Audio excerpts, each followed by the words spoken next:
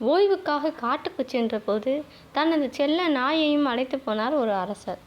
அவர் வேட்டையில் மும்முரமாக இருக்க அங்கும் இங்குமாக பாய்ந்து பாய்ந்து காட்டின் வண்ணத்துப் பூச்சிகளை துரத்தி கொண்டிருந்தது நாய்.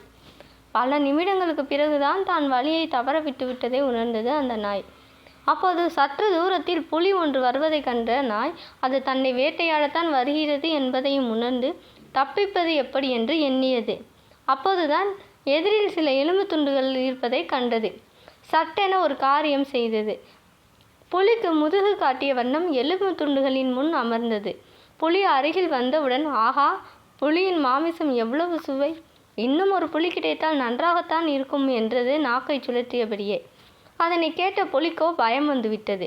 நல்ல வேளை, இந்த மிருகத்திடமிருந்து நாம் தப்பினோம் என்று எண்ணி மெதுவாக பதுங்கி பின்வாங்கியது.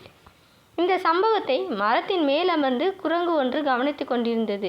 நாயை காட்டிக் கொடுப்பதன் மூலம் புலியிடமிருந்து தனக்கு பாதுகாப்பு தேடிக்கொள்ளலாம் என்றெண்ணி புலி சென்ற திசையை நோக்கி விரைந்தது அந்த குரங்கு. அதனை பார்த்த நாய் ஏதோ விவகாரம் என புரிந்து கொண்டதோடு இனி புலியிடமிருந்து ஓடி தப்ப முடியாது என்பதையும் உணர்ந்து கொண்டது. குரங்கு புலியிடம் நாயின் தந்திரத்தை கூறியதுமே கோபம் கொண்ட புலி, என்னுடன் வந்து அந்த நாய் என்ன பாடுபடுகிறது என்பதை பார் என்று உருமிவிட்டு குரங்கினை தன் முதுகில் ஏற்றிக்கொண்டு நாய் இருந்த இடம் நோக்கி விரைந்தது. குரங்கும் புலியும் சேர்ந்து வருவதைக் கண்ட நாய் பழைய இடத்தில் அமர்ந்தபடியே அவற்றை பார்க்காதது போல பாசாங்கு செய்து, இன்னொரு புலியை கொண்டு வருவதாக சொன்ன குரங்கை இன்னும் காணோமே என்றது சத்தமாக. இதற்கு பின் என்ன நடந்திருக்கும் என்று சொல்ல தேவையே இல்லை. இந்த பதிவு உங்களுக்கு பிடிச்சிருந்தா மறக்காமல் சப்ஸ்கிரைப் பண்ணிடுங்க.